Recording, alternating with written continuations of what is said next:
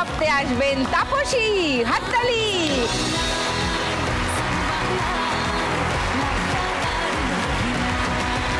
তোমার 1 মিনিট সময় শুরু এখন। 200 বোঝা যাচ্ছে না, আরেকবার পরিষ্কার করে। 100 এটা 50। আচ্ছা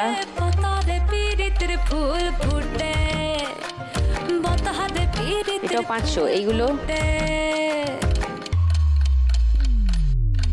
এখানে মারো সামনে। হ্যাঁ 10। এটাও 10। এটা এই 10 আসেনি, পরিষ্কার করে।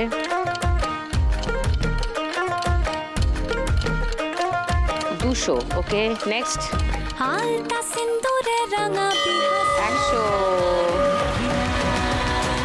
1 2 3 4 5 6 6টা টাকায় ছাপ মারা হয়নি, তার আগে ঘন্টা বেজে গেছে। দেখি যে কটাতে তাপসী ছাপ মারলো কটা মিলল। তাপসী 100 টাকার ছাপ মেরেছে 100 টাকার নোটে। লাভলি। 50 টাকার ছাপ মেরেছে 50 টাকার নোটে। আবার 100 টাকার ছাপ মেরেছে 200 টাকার নোটে। 500 টাকার ছাপ মেরেছে 500 টাকার নোটে। 200 টাকার ছাপ মেরেছে 100 টাকার নোটে। 200 টাকার ছাপ মেরেছে 50 টাকার নোটে।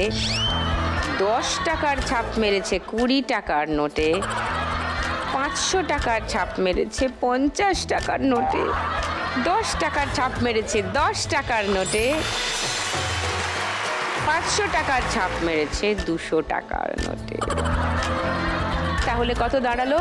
500 6 50 60 660 টাকা তাপসীর কাছে চলে এলো ফার্স্ট রাউন্ড খেলার পরে।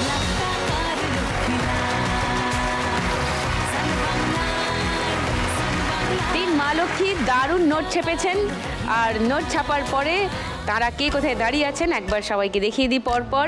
প্রথমে সোনালী 1070-এ, টিনামণি 510-এ, আর তাপসী 660-এ।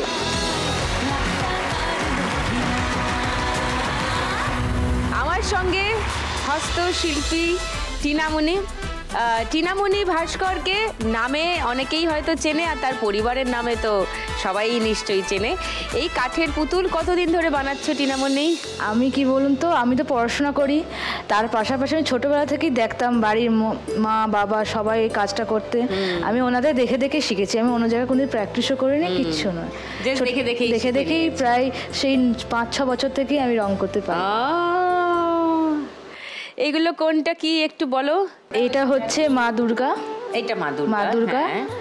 লক্ষ্মী, গণেশ, এটা সরস্বতী, এটা হলো কার্তিক, আর এটা হলো শ্রীকৃষ্ণ, আর এটা হলো জগন্নাথ দেব, আর এটা হলো আমাদের লক্ষ্মীশ্রী, লক্ষ্মী প্যাঁচা, যেটা আমাদের ব্যবসার শ্রী। এটা লক্ষ্মী প্যাঁচা।